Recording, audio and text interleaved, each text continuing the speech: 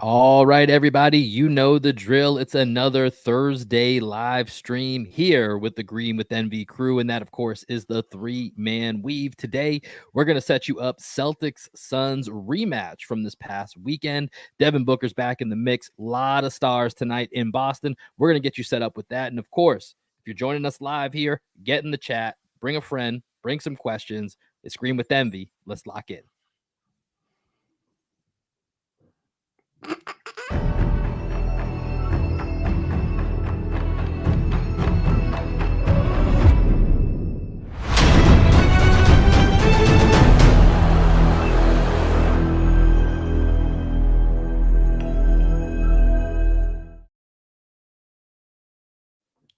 What up, what up, what up? Welcome into another edition of Green with Envy. When we do things live, they don't always go as smoothly as we'd like them to go. It happens, folks. Just like you said, Nobody even noticed what happened. No. We're the only people that noticed. Keep it moving, Will. Nobody knows there was an error. Just keep moving.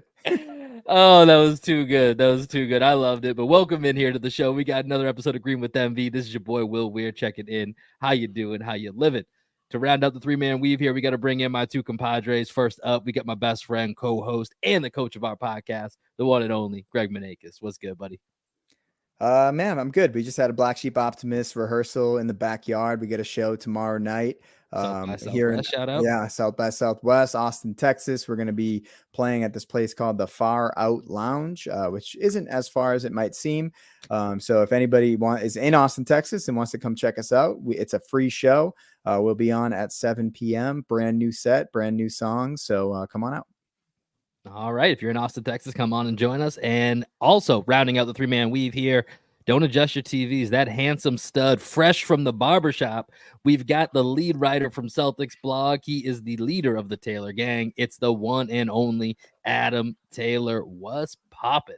Yo, what's popping, guys? So first of all, if I was in San Antonio, Texas, I would be going to the Far Right Lounge tomorrow, and I'd be getting very far right while listening to Black Sheep Optimist. I am not, so I will not. What I will say, have you ever heard of the millennial pause? I mean, The millennial pause. Is this the same as the Cameron and Mace pause that we use quite frequently on the show? No, it is not. So the millennial pause, and now I've learned about it. I've noticed it on every video I've ever done, we've ever done, and a lot of other people's videos, right? And I want to bring this up because I find it quite funny that they've actually come up with a name for it, and we can go into basketball after, right? So the millennial pause is if you were born, like if you're a millennial, so if you were born before like 2000 and whatever, when you start recording a video for social media, you have a 3 to 4 second pause before you start talking because you need to make sure that it's recording. So you wait for it to say live or recording when really the phone's already recording, right? And we do it on here. We hit record and like we don't speak for like the first 5 seconds. So apparently younger generations that have grew up with nothing but internet around them, right? They don't have that like pre-internet memory. They don't do that. They just stop, they press record and start talking straight away. Whether or not that shit's picking them up, they don't really give a shit. So I find that wild that people know we're old as shit because we take just from how we start to talk. Yeah, dude. And it's like shit, man. We need to change that so we look young. And to be fair to Will, I requested this because his audio, and this is like behind the scenes stuff, his audio takes longer to load for some reason. Like whenever I download the audio files, his is always 2 seconds, like shorter than ours. Like his audio file is always different. So if he starts speaking, I miss the first 3 seconds of what he actually says when I download the audio. So that's on producer Greg. But it's on all of us for being old. Well, no, because I mean, there's like I've noticed it when Greg brought it up. I noticed that my little center strip here is like a half second delayed. And so it made sense to me, like when he brought it up. But as you're talking, Adam, I do think about, if I ever have to record a video, for whatever we're doing, or even just like, out in the real world, right? There is part of me that I'm looking around the screen to make sure it's actually recording. So I do think it's a real thing because I absolutely don't trust the technology is keeping up with it, or more than I don't trust technology, I don't trust myself that I'm actually setting it up properly. And so then I have to verify that it's still going. Yeah, I just find it hilarious that apparently people can tell that we're not young, and I mean you can tell that by looking at us anyway. We got beards and shit. This is no, We're no, distinguished. yeah, no fake shit here. But when the barber was cutting my hair today, I saw more grays than I did not. Do you know what I'm saying? But the fact that you can tell that just by the fact that we take 3 seconds to start talking when we record a video is incredibly hilarious to me, because when I was younger, I wasn't judging people, I wasn't guessing people's ages based off how quickly they started speaking as the camera was pointed at their face. I'd Yeah. rather take 3 seconds to start than 3 seconds to finish. So I think we're good. If you're new to the program, welcome to our type of content that we bring you here, in addition to our basketball takes. But I see we got some people popping in the chat here. Let's see what we got here. Will is just preaching the truth. I'm the same way when I record. Also, Dunks and Donuts Green with Embry collab. Hit us up, Jared. We'll make something happen. We appreciate you tuning in here. But one of the big things that we want to do on this particular episode here is make this super interactive. So before we start talking about the Suns and Celtics preview, I saw we have a question in the chat here. So I want to go right to this as we start the program today. So shout out to our guy. Is this Birkin? I believe I'm saying that correctly here. Shout out to you. Hey guys, should X-Man's minutes be matchup based, or should he take over from the green cornet, all caps, during the offs, which I'm assuming is, I'm not that old, Adam. I think that means playoffs. I'm not pretty sure that means playoffs. Hey, dude, I'm the oldest one here.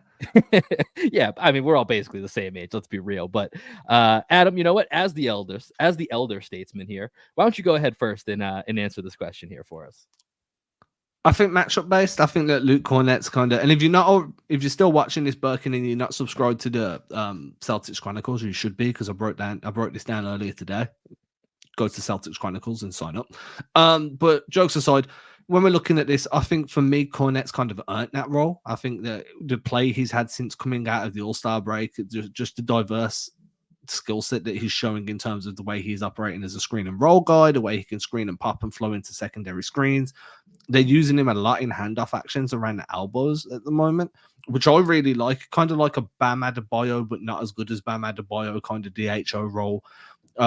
It makes sense to me to use X in matchup based, and then you kind of iterate through. Like, Luke hasn't got it tonight, we can go to X, but you're going to give Luke that first look, and that makes sense to me going into the playoffs. Luke gives you more size. Boston likes to play big at the 5, and he's earned it as far as I'm concerned. So to me, X is your backup guy, is your backup to your backup. It's really confusing for me right now, because we would always refer to player X or player Y, and now we're just referring to X, the person, Xavier Tillman. So I have to recalibrate my brain as we're all referencing X being Xavier Tillman. But I agree, man. I think Cornette at this point, if he continues to play at this level, then there's no reason why he shouldn't be the first big after Horford, right? Horford's obviously going to be the first big off the bench because of all the stuff we know how Horford can do. But when it comes down to Xavier Tillman versus Luke Cornette, Luke has 100% earned the third big role.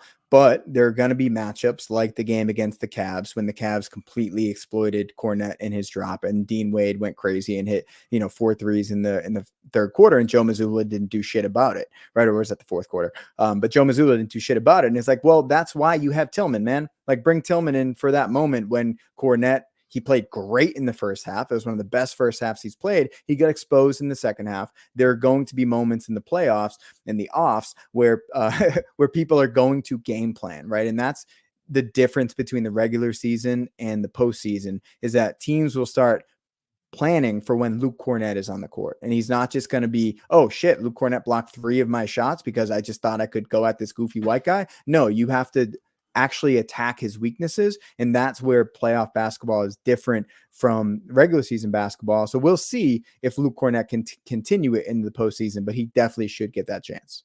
I mean, Luke's been balling. Like, there's no other way around it. Like, that's just how Luke has been playing. And I think, Greg, you've talked a lot about this competitive nature in the background, right, for these last couple of spots. And you even talked about, how Lamar Stevens and Delano Banton made O'Shea Brissett better, and how that kind of competition all worked out. And it's really interesting when you think about Luke and Tillman. Like, part of me probably thinks that Tillman's the better player than Luke. Like, if we just had to go through a full season, one of these guys is your starter, I would say Tillman's probably the better bet. But then again, Luke has been in this system now for several years. Luke's IQ, I think, is probably the biggest differentiator. And now you're seeing a little bit more aggression from him with, you've seen, I can't remember who it was, had the dunk rate per play where it's basically similar to Rob Williams on like a per minute basis of what you're getting from Luke this year.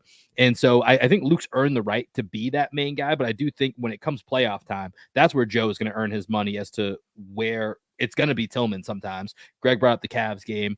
The Nuggets game was an example of, Tillman's going to give you a better shot against whatever you can do against Jokic. We know there's no answer, but, Tillman's going to be probably a better solution than what Luke is. And even in a 7-game series, you might try Luke a few times just to throw something different, right? So I think there is going to be some mixing and matching between the two.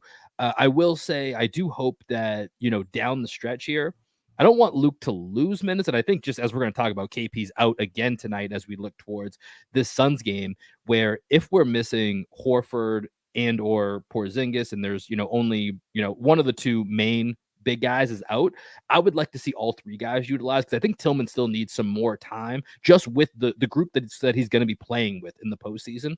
And that's one area where, just to prepare yourself for the playoffs, I think even regardless of matchup, even if you want to skew it that Luke gets more minutes in one matchup than maybe Tillman, you still need to give Tillman some minutes with the real playoff rotation, just so that he can build those reps with them. So I think that's something that I'm looking for. But I do think it is going to be pretty matchup based with those two, but two pretty damn good options to have when you think about your third and fourth bigs. And I think it's what makes us feel more secure, especially in the first and second round. Like, if we end up in a Porzingis stretch like we are right now, where, I kind of got some questions here. We're not really getting too many answers about what's going on, with that hamstring, that if he were to miss a game or two, I think when you get deeper in the playoffs, it gets a little bit scarier. But those first round or two, you might be able to get through 2-3 games with just having Luke, Tillman, and Horford as your big guys, along with everything else that you have. So good problem for the Celtics to have. Jared here is chiming in with another question here. Do you guys have any worries about the injuries? And Jared, appreciate the question, because I think this kind of segues into a little bit of the preview for tonight, where I just talked about, Kristaps Porzingis now missing his 4th straight game with a strained right hamstring.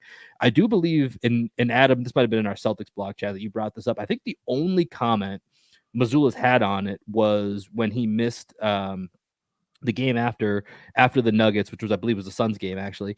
And I think he said that both him and Holiday should be back for that next game.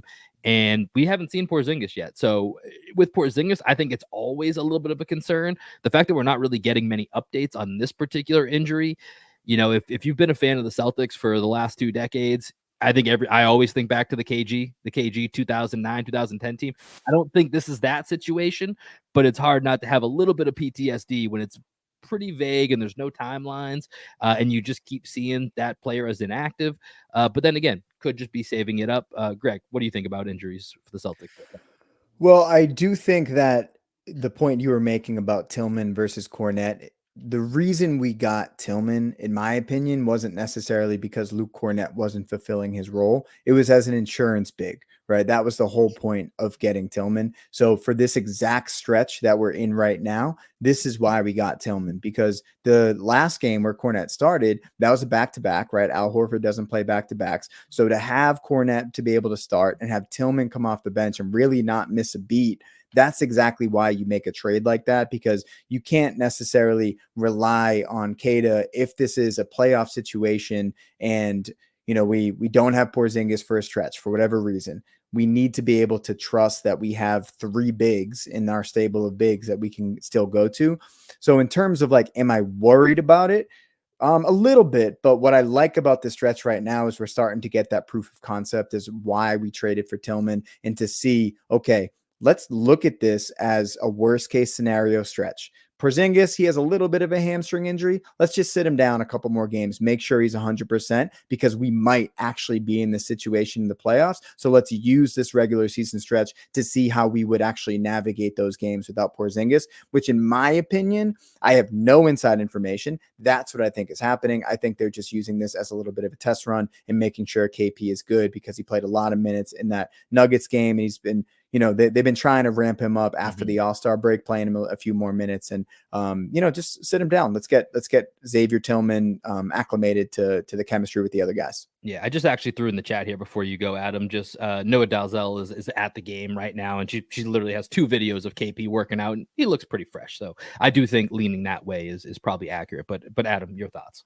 Yeah, I mean, I'm very big on kind of where we are in the season, how much of a gap you have at the top of the East. You rest guys whenever you feel like there's any chance of an injury being more than what it originally is. Like, you don't want to rush KP back and then he aggravates that injury and then all of a sudden it's blown up. I like how Greg put it as like you have Tillman there as your insurance guy. I will say that you are missing something in terms of just having an extra that defense, that rim protection and defense for players on the Celtics roster. I was just looking this up as you guys were talking. Porzingis leads the Celtics in defensive field goal percentage for players who have played over 40 games this season. He's holding guys to 43.3%. The nearest guy to him, Jaylen Brown, next guy who's third on the Celtics for defensive field goal percentage, Luke Cornett. So you have that size and rim protection where you can bring somebody in, feel comfortable with Luke in that starting lineup, feel comfortable with Luke coming off the bench and then backing up Al. But then you also have that Tillman in terms of, I like to call it positional defense, like angling defense, similar to the way Al Horford runs things. Use his body, cut off angles, use baselines and everything. I think Tillman's really excels there.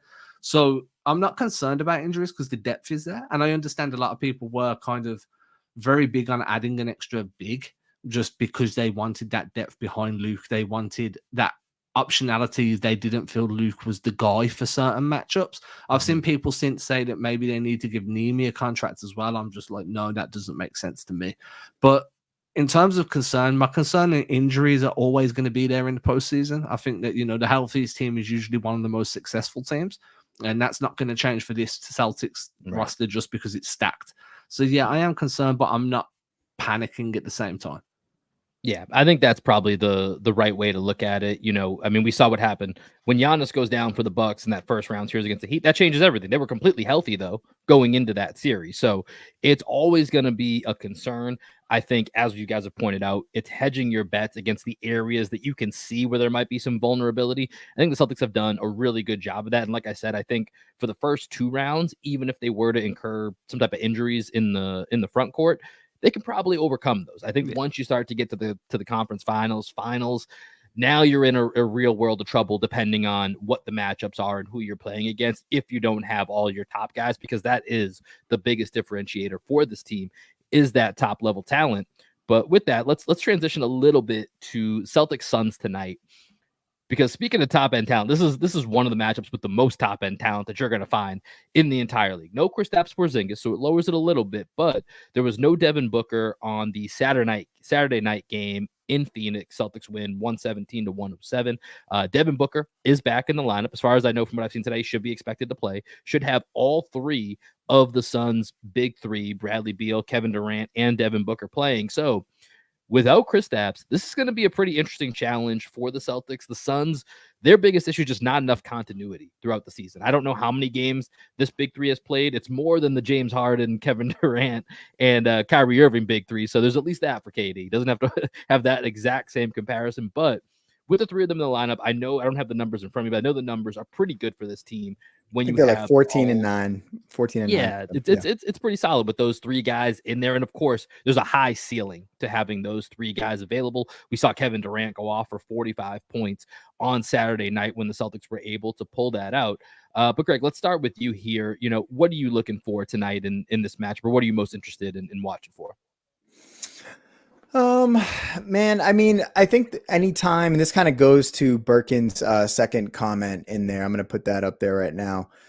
Anytime you're going up against other top end talent, there is a world in which the Phoenix Suns make it to the NBA Finals. I don't know what percentage I'd give it, but they do have two of the best closers, despite having some of the worst crunch time numbers out of any team in the league. They do have Devin Booker. They do have Kevin Durant, who can get a shot up anytime they want. They have Bradley Beal. We know about Bradley Beal, really good tertiary scorer, was overtasked with being the primary option in Washington for years. I think he's probably in the right spot right now with Phoenix. So for me, and to Birkin's comment, for those of you that are listening and not watching, he said, would you guys agree to my assessment? The Jays have to go to another level, a sort of killer instinct at every game in the postseason in order to forget the chip and start dynasty arguments. Too soon for dynasty arguments. But these are the types of games when Jaylen Brown and Jason Tatum see other upper echelon talent on the other side of the court. How do they respond to those moments, right? We all know what Jason Tatum can do in a throwaway game against the Utah Jazz and score 38 points, right? But what can Jason Tatum and Jaylen Brown do when they're facing another superstar who has it going? We've seen both of them rise to the occasion plenty of times. I would never suggest that either of them shies away from that moment, but we've also seen them struggle in those matchups as well, right? So for me, Tatum talked a lot about after the Nuggets game, how he has to let the game come to him. He doesn't want to force it. He needs to still play his role and sacrifice for the team. But there are some times when the team looks at you as their Superman, right? And sometimes if the game is going and we need Superman, you need to put the cape on. And those are the moments that I think Birkin is alluding to. When are they going to have those, I got the cape on, I got this moments? Because it should happen more frequently than I think it does, to be honest with you. I still think Tatum could have a few more of those moments this year, because I do think he's been overemphasizing fitting in with everybody around him. I want to see Tatum go through like a 5-game stretch where he just says, I got this, everybody, to let him know and let everybody in the league know he still has it in him. Adam, can we get your blue streak? I got this. I got this. I got this. I kind of agree. I kind of don't. Like, I really like the egalitarian version of Tatum that we're getting. I think that there's value in having a star that contributes in 4 or 5 different ways every night and doesn't need to be that guy. But I also agree that I wouldn't mind a stretch of games where he was that guy, just so the rest of the players on the team kind of see how that looks for them, like how that changes the shot distribution, how that changes where their touches come from, what position their touches come, because there's going to be games where you need that version of Tatum, just like there'll be games where you need that version of Brown. And having everybody else on the same page, knowing how that alters their role and how that alters where they're going to be on the floor, how that changes how you get back on defense, where you want to position and transition. A lot kind of fluctuates once you start featuring a guy really heavily, especially if they're like a superstar that draws so much attention off the defense.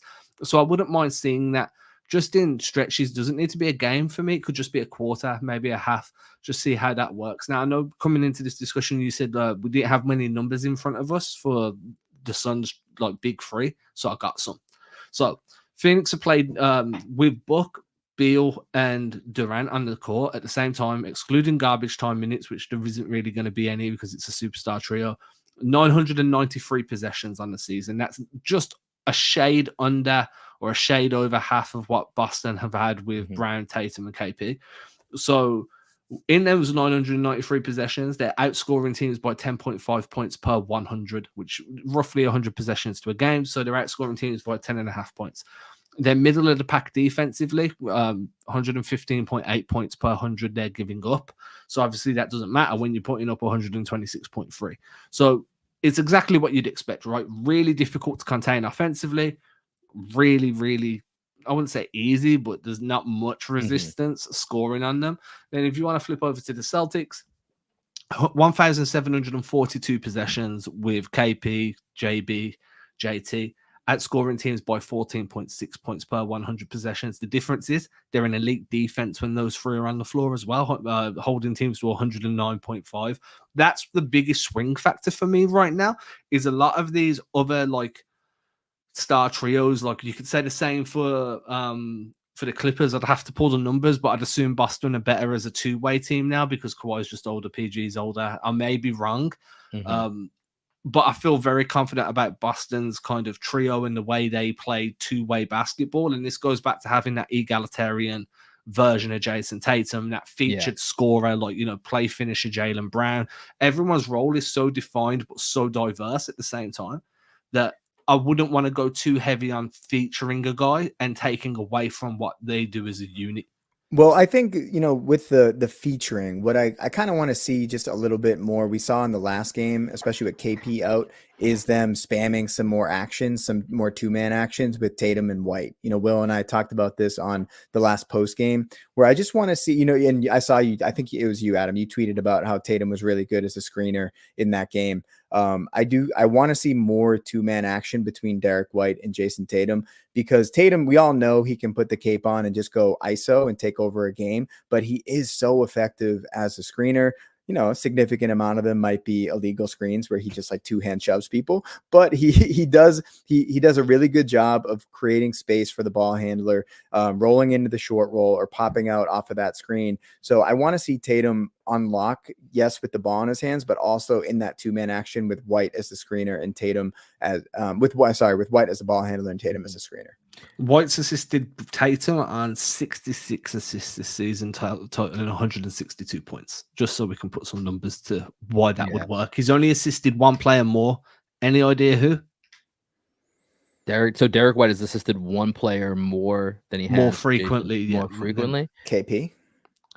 No, not KP. For KP, he has 53 assists for totaling 119. I mean, I'm going to assume it's Jaylen Brown then. If it's 68 assists, 154 points. So very marginal. But yeah, I like Derek White as the ball handler there. I like Jason Tatum as your pick and roll guy, just as your roll man, just because of the diversity, the pops, the short roll, everything that he brings to the table. Makes sense. This is kind of an interesting conversation. I like where this conversation is going, because I've been going back and forth recently with kind of what you said to start, Greg. I kind of just want Tatum to say, you know, fuck all the everything's equal shit. Let me just go and be a dog and take this over for a week stretch. And like, there's part of me that wants that, but then there's another part of me that's kind of leaning more towards Adam, what you're saying, this kind of equal opportunity, which is kind of raising everyone's game. But to your point, you kind of need, the other guys need to know what it looks like. Oh, this is the moment Tatum's taking over. Here's where I adjust my role.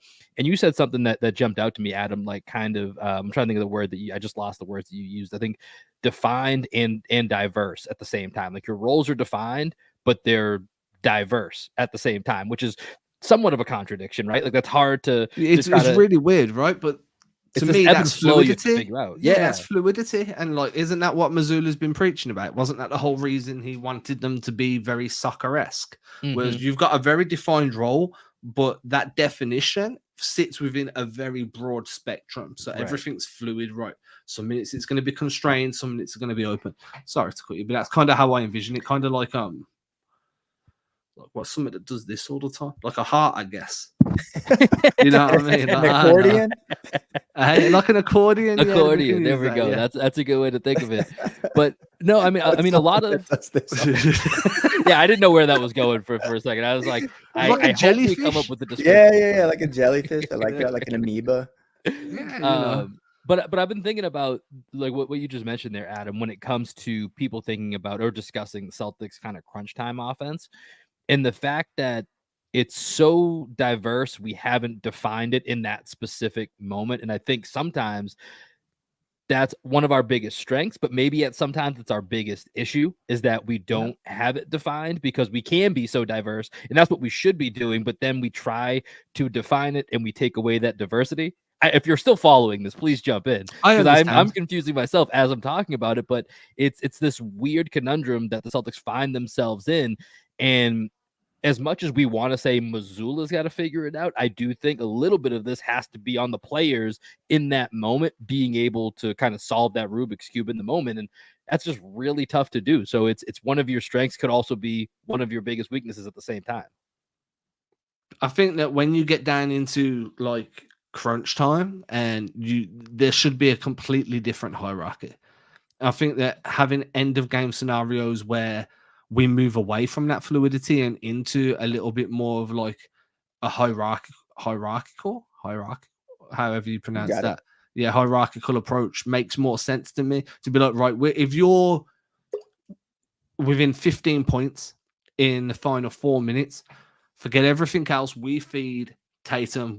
Or Tatum's on the ball and he's looking to feed Brown. If Brown isn't there, you have option B, and become far more like these are your options. We iterate through them based on how the defense plays. See how that works for a while, because the clutch time performance is just in terms of execution, and we can put some of this on Joe too in terms of timeout, calling timeouts, having some creative ATOs outside of just running slice actions. Now, we'll put my hands up, Boston are first in the league, or they were last time. Shravan, who I follow on Twitter, I'll put his Twitter handle up in a moment. He pulled some data for an article by Matt Issa, where the Celtics are first in points per game off ATOs. So it's not like Mazzulla isn't running good stuff, but he's running the same stuff. And that's fine. But when you're this far into the season, especially when it's crunch time, sometimes you need to throw, he keeps talking about curveballs. We need to see it on these ATOs. We need to give the Celtics a different look. So for me, go more hierarchical than like the last few minutes in a close game and start opening up that playbook a little bit more, just a little bit, so we can start seeing something different during the ATOs down the stretch. Yeah, I'm trying to think of like diversity that I've seen down the stretch with ATOs, and I'm thinking about the Nuggets game, that 3-pointer that Derek White ended up getting, and where I think he was the inbounder. I think if I remember it right, they ran a slice action to get the ball to KP in the post, and then Derek White came off as the inbounder, got a step in, walk in three, and he missed it. But I'm even if they go with the same action, right? They can run that slice action, but still have like more variety to kind of work off of it. So like, what are the other options besides just feeding the ball in the post? Like maybe they having Ricky. Yeah, Ricky. Maybe they go to a split action off of it. Like there are different things that they can do, but when your main advantage seems to be this year the physicality and the ability to have 1 through 5 play in the post, right? You can throw the ball to KP in the post off a slice action. You can throw the ball to Tatum, Brown, White, Holiday. Like every single one of them can do it. So I think that's why we're seeing it as frequently as we are, because it works, right? As the numbers that Adam just alluded to. But there are a lot of plays. I don't have them off the top of my head, but just think back to the Brad Stevens era, all the plays that he would kind of steal from the Popovich playbook, and he would take a lot of great plays from just studying the college game and from his time at Butler. I want to see Mazzulla, especially over the last 20 games, and you have still 9.5 game lead in the Eastern Conference. It's insane. Insane. Which, by the way, the Celtics clinch a playoff spot tonight with a win and a Philly loss. So that's on the line tonight as well. Right. And the fact it's a Philly loss as well, that's just beautiful. Like, we need this. Philly just picked up Kai Jones. Right? Picked up Kai Jones. Yeah, that's not changing shit. No, I don't sorry. Shout out to Kai. He's a UT guy, so we still support despite the issues. The bad decision making from today. That's his. Yeah. Hopefully he turns it around. Talented kid. I was on it was a bad decision for him to join Philly, not the other way around. Yeah, it would have been interesting to see him in Boston. But I just want to see the last 20 games, the Celtics experiment with a few more variety in the ATOs and see what comes up. Just show it. You don't want to overshow your hand. Maybe Mazzulla is going to the slice actions in the regular season because he knows that he wants to do some more variety in the playoffs, and he wants everyone to over scout the slice so that they can then have actions off of it. You never know. Yeah. It's the old Aaron Baines trick. Don't shoot any threes during the regular season, then all of a sudden just start letting them fly in the postseason, right? Just hit them where they don't see it coming. So I think as we look down the stretch here for the Celtics, playoff prep is going to be a big theme, right? Like what's a decoy and what is actually something they're testing out for the playoffs. So Adam, as we look at this game tonight, and this is one of the Celtics are about to hit a stretch here where there's a lot of Hawks, a lot of Pistons, a lot of Wizards, a lot of Bulls in here, a lot of teams that are not going to be factors in the postseason. We may start to see some guys get some extra rest here and there. This is one of the last handful of games against true competition. So looking ahead as we prepare for the playoffs, is there anything in particular that you're hoping to see? And let's remove clutch time. We know that we kind of want to see some more stuff in the clutch, but as far as whether it's Mazzulla's substitutions, guys playing together, what are you kind of looking for from a playoff preparation standpoint?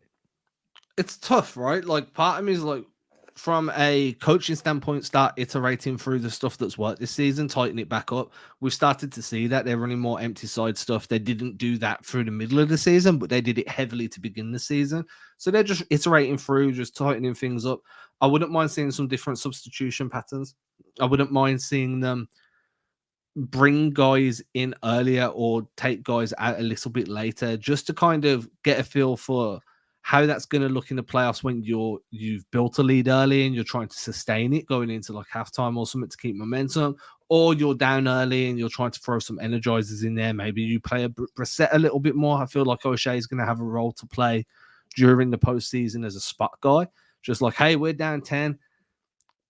Shit's not working. Let's Go cause some O'Shea. chaos. Give Yeah, us some energy exactly. here. But to do that, you want him to be comfortable in multiple different lineups, right? So maybe you throw O'Shea in there a little bit more. The same reason you mentioned just playing Tillman more so he gets accustomed to the guys that he's playing with.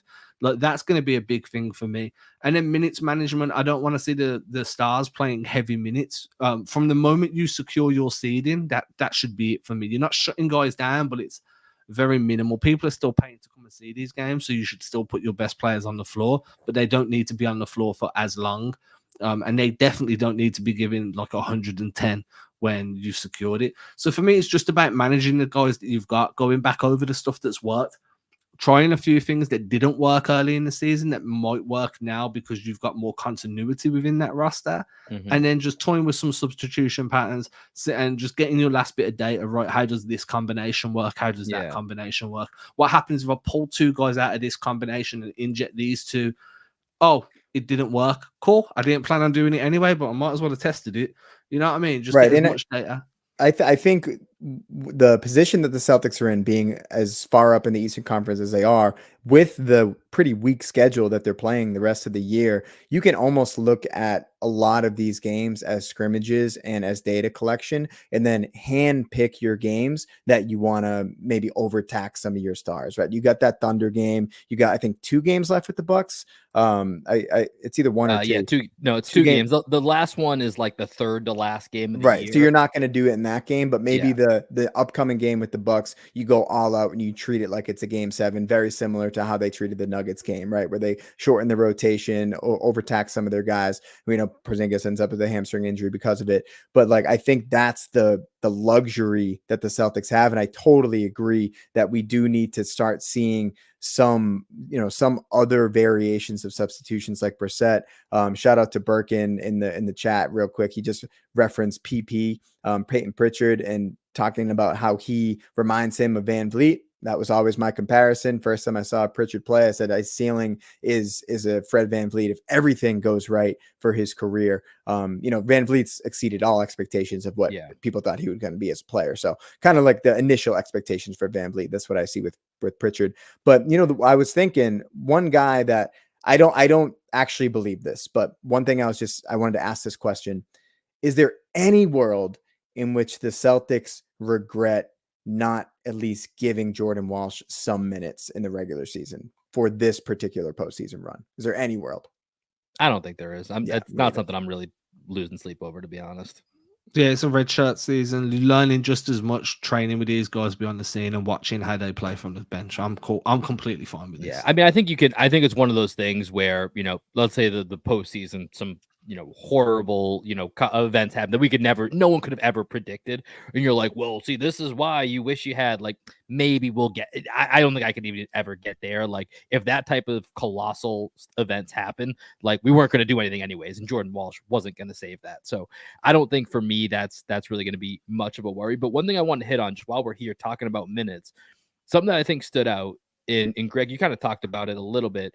That Nuggets game, right? Jason Tatum plays the entire first quarter. I kind of chalk that up as, okay, that was the Nuggets game. We're just taking this. It's a completely different set of circumstances to everything else.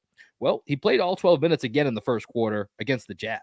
So I'm curious to know what you guys think about, if that's maybe something to keep an eye on if we're moving towards a shift. And I know Tatum has asked in the past that he wants to play larger minutes to in the regular season to be ready to play 43, 44 minutes, in the postseason. But now 2 out of the last 3 games, he's played the entire first quarter, which is very much out of the pattern where he's usually one of those first substitutions that comes out. He doesn't even sweat in the first quarter usually. Yeah, he's out before like what 5 minutes, and he's out by the 7-ish minute mark, 6.5 minute mark.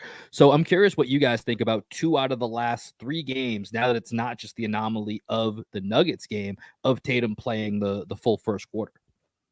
Yeah, I mean, I'm fine with it. Like for now, not period, right? I think that again, this may be Tatum asking to just ramp up his minutes and giving him those extra additional minutes in the first quarter, where it's not generally as competitive as it would be giving him those minutes in the fourth. So you're still getting the run, you're still getting the cardio in, you're getting those minutes, but it's coming with kind of like the path of least resistance, right? You still keep making sure he's not going up against too much physicality early. I'm okay with that. I don't want it to stick around forever. Maybe I'm okay if it happens against Phoenix because you want to keep that. You want to qualify for the playoffs first and foremost today with Philly losing, hopefully. But also you want to give Tatum an opportunity to play against elite competition, and the more minutes he can get against elite competition now, the better it is then. But once this game's over and you go on to that stretch of, and I don't mean this disrespectfully to the franchises or the fan bases, but the lesser competition of the Bulls, the Hawks, and so forth, yeah, you don't need to be playing the whole first quarter of those games. I think it's overkill at that point. So that's kind of where I stand. It's okay for short spurts, but it's not okay long term between now and the end of the season. Yeah, well, we got the chat kind of popping a little bit. So I want to, since this is a live stream, I want to give some people the opportunity to get their questions answered. I'm going to go to our first Twitter question from Lil Alex.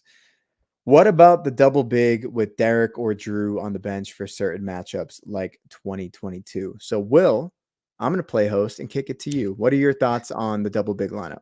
No, I like it. And I like this question as well. I did see a stat the other day where it was talking about net ratings with different lineups with Tatum over his career. And the largest one is still that 2022 lineup that had that double big with Marcus, Jalen himself, Rob, and Al. Yeah, exactly. And so, I do think this is something that after the Nuggets game, and I once again, I will preface no idea if this would have made a difference. And it does change the dynamic and the matchups on the other end where Drew started to cook Jokic towards the end of that game. But there was part of me that definitely wanted to see a little bit more of that. And I think in that matchup, it didn't feel like Derek White was going to be utilized the way that, Greg and I have talked about, or we've all talked about, down the stretch. If we're not going to utilize him properly, then maybe double big for a matchup like Jokic, where I think Horford is still this team's best option when trying to defend Jokic. Even you're not going to do it straight up, but as far as, I felt like Porzingis was just getting put under the basket relentlessly. And I think Horford was giving a little bit more obstruction to that happening so that when that double team comes, you're not in the restricted circle already. You're still at least outside of that, better opportunity to recover, help, a little bit less room for Aaron Gordon to sneak on the baseline, come in for alley-oops and put back dunks. And so I definitely think there's room for it. I'll be interested to see how much of it we see, but I think matchup based, especially when you look at teams like the Bucks, and I think the Nuggets, if we get to the finals and face them, I think those are a couple of the teams where that double big lineup with one of those, Drew or Derek White on the bench, could make a lot of sense to just kind of get that bigger size out there. So I think it's something that is at least worth looking at. Like I said, once again, with that Nuggets game, I thought it was something that Joe could have tried. Don't know that it would have made the difference, but to me, that was something where I thought there could have been, a few possessions where if basically you're going to operate with Derek White as a spot up shooter, he's still going to give you more versatility than what Al Horford does, but Al can make a shot. Al's a 40% 3-point shooter. It's not the same gravity, but it's not nothing either. So that's kind of where I fall on it. What about you, Adam? I'm just going to use numbers because I kind of agree with everything you've said, but I just want to use numbers. My biggest thing is when you talk double big lineups, it depends who your double bigs are, right? Like, well, to the question is specifically without Derek or Drew on the court. Yeah, but like your double big could be Al plus KP, it could be Luke plus Al, it could be Luke and KP, Tillman and Al. There's a load of different variations you can run there. The most common one is clearly going to be Horford and Porzingis, which this season has had good success and had good amount of minutes together. So they've played 957 possessions together. One of the best defensive units that the Celtics can roll out there, holding teams to 109.1 points per 100 possessions. That's 93rd percentile. They're outscoring teams by 14.7 points per 100. So you're very comfortable with that Horford KP kind of rotation, things get a little bit more kind of questionable when it's Al Horford and Luke Cornett. They've played 378 possessions together and they've been awful on defense. Yeah. They're giving up 119.9 points. They've got a +1 differential, so they're outscoring teams by 1 point per 100. I wouldn't go there. I don't think you go there. My biggest issue. Pardon? This is a good clarification because I was speaking specifically to the Horford Porzingis double big, but I think you're right. The other ones, and I pointed this out. One of the biggest mistakes in that Denver game was that we opened up the fourth quarter with Jokic on the bench, and our double big lineup was Tillman and Horford. I thought that was a really that should big have been tactical reserved mistake to cover Jokic. Yeah, and I think that's where my biggest concern from double big comes from is what variations are we going to see there. If you're going with that for an entire game, we're going to see lots of different combinations in that kind of double big lineup that I might not be too comfortable with. And my other thing is I'm very big on the single big lineup just for the fluidity of the offense, the way it gives you an extra shooter on the floor, an extra ball handler that can attack closeouts, that can create. I think this team is better with one big on the floor to begin games. If it's matchup based, that makes perfect sense. But I'm not going to be looking back to the Ime reign where it was double big and kind of wishing for that, because I think what we're seeing now is just as good, if not better. Yeah. Adam, can you say Porzingis' name one more time? Porzingis. So, Danielle, because Danielle's my fiance, for those of you that are watching, she's not a basketball fan, but she'll overhear some things that are being said. And one thing she really likes about that is that she thinks of this man's name is Zingis, and that we're always going, poor Zingis. She's like, she'll just like walk through the house and be like, poor Zingis. Oh, he's going through it again today, isn't he? I'm like, no, rough day for our guy. Poor little Zingis. Poor little Zingis. Have you ever seen the Cat Williams stand up with he's talking about, I think he's talking about Oscar Pistorius actually. He calls him Tink Tink. Oh, poor little Tink Tink. Poor little poor little Tink Tink. Yeah. I've seen that before. And if you want to hear some crazy shit, go listen to Cat Williams on the last Joe Rogan podcast. That was some of the wild. That took the whole Club Shay Shay to another level. I've only seen the clips, but that's a whole different ball game with whatever the hell those two were talking about. We got another question in the chat here. I'll go to it here from Southsiders, like that name, Southsiders. Question: will Porzingis play? While we're talking about Porzingis, will Porzingis play all playoff games in each round, or will they manage his injury risk? Greg, go ahead. I'll let you jump in on this one. I mean, if he's healthy, I think the thing about the playoffs is there's the day off and a lot of times 2 days off in between games. So especially the first round. Yeah, in the first round, there's going to be no issues with that. If he goes into the playoffs healthy, short answer, no, they're not going to minimize his injury risk in the playoffs. But if they're up 3-0 in a series and Porzingis is dealing with something, yeah, maybe they sit him just precautionary. Adam? Sorry, okay, I'm reading the comments. I just need to put this up real quick and then I'll come back to this question. I do apologize. There we go. That's a Porzingis joke right there. Yeah, look, I want to just Denver game was definitely Porzingis against you. I'm gonna stick with Greg on this one. Like, the only reason they're sitting Porzingis is the first night of back-to-backs. They sit KP on the first night, they sit Al on the second night. It's kind of been like an unofficial rest policy all season. There's like Greg said, there's spacing in between games. I don't see them sitting KP unless there's a nagging injury there. Like, I just don't. It just doesn't make sense for me to sit one of your most impactful players when fully healthy out of the concern that they're going to get injured. There's a concern every single game for every single player. So no, I don't think they sit him unless there's a genuine reason to, especially in the postseason. Even if he has a Porzingis night. Yeah, if he's healthy, it's a full go. And when it gets to the playoffs, that is, it's a full go every single time. The only exception would be, I think, the scenario Greg brought up, maybe in the first or second round, if somehow the Celtics are up 3-0 and it's like, ooh, there's this lagging injury that maybe we can get away with a game. But as soon if the Celtics were to lose that game, he's right back in there if he's able to go by game 5. So I think that might be the only scenario in which you may have that. Let's see here.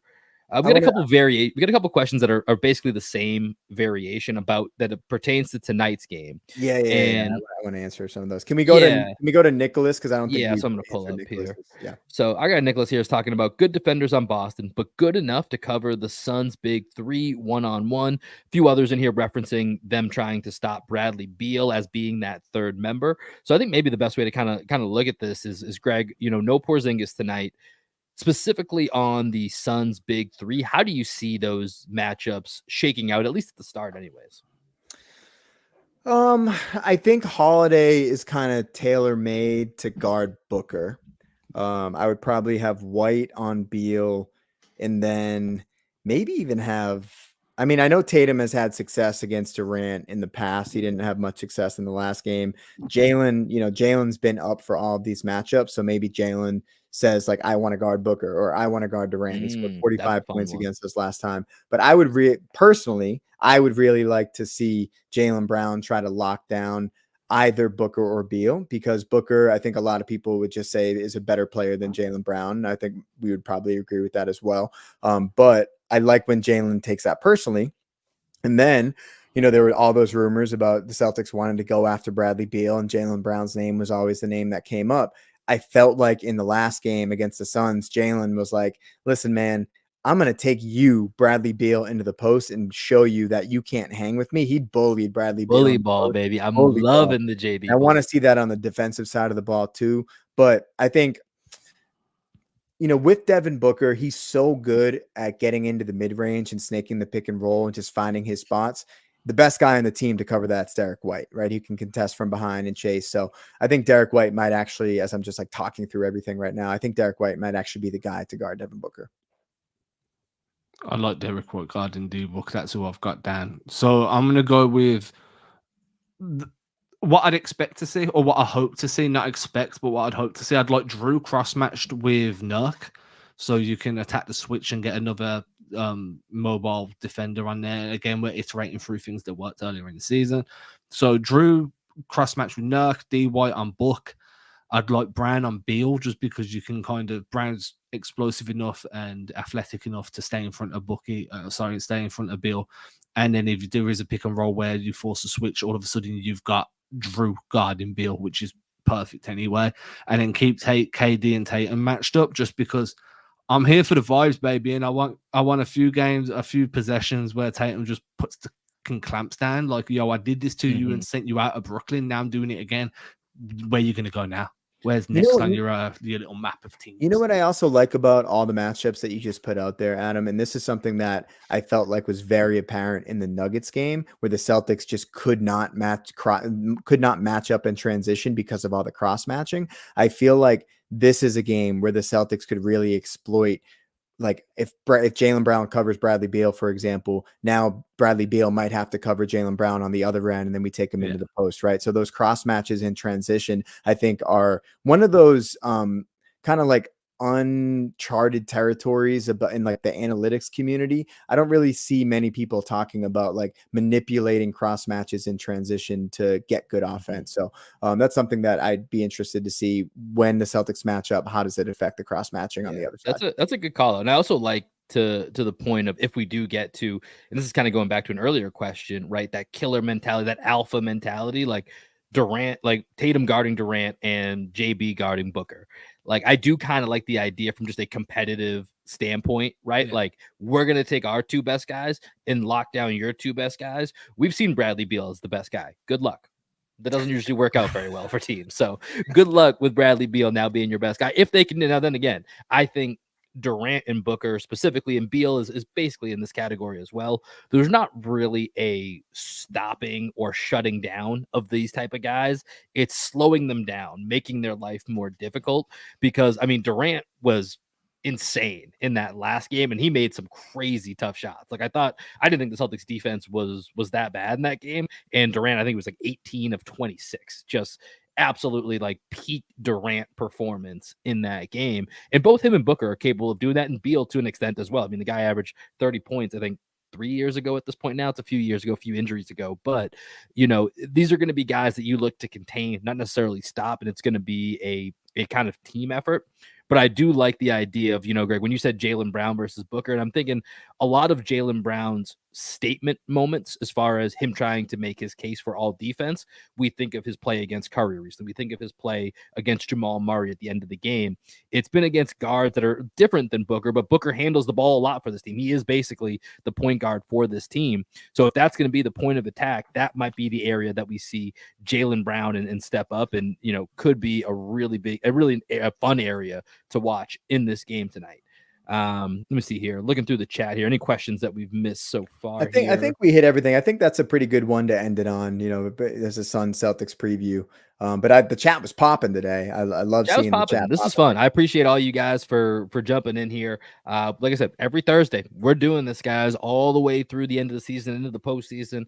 Thursdays, 5 p.m. Eastern, 4 p.m. Central. The 3-man.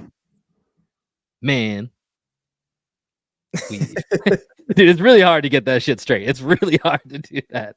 But we got the 3-man weave locked in. Man. Wait. There you go, Adam. There you go, for everybody that they can see here.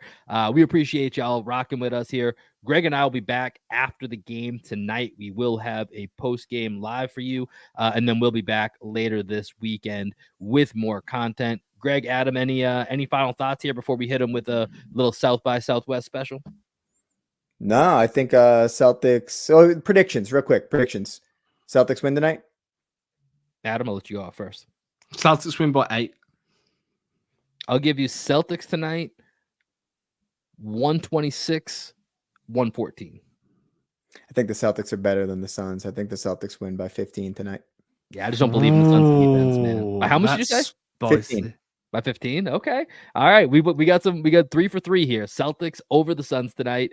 That's going to do it for this episode of Green with Envy. We appreciate y'all locking in. If you're not subscribed, make sure you do that so you get the notifications of when we're going live. Again, post-game live tonight, myself and Greg on Twitter will be up on YouTube shortly after that. And we will catch you guys later this weekend. Enjoy some Black Sheep Optimists who will be hitting the stage South by Southwest tomorrow night, the Far Out Lounge. Come and hit us up if you're in Austin, Texas. Otherwise, we will catch y'all later. Subscribe to the Celtics Chronicles. Goodbye. Peace. Every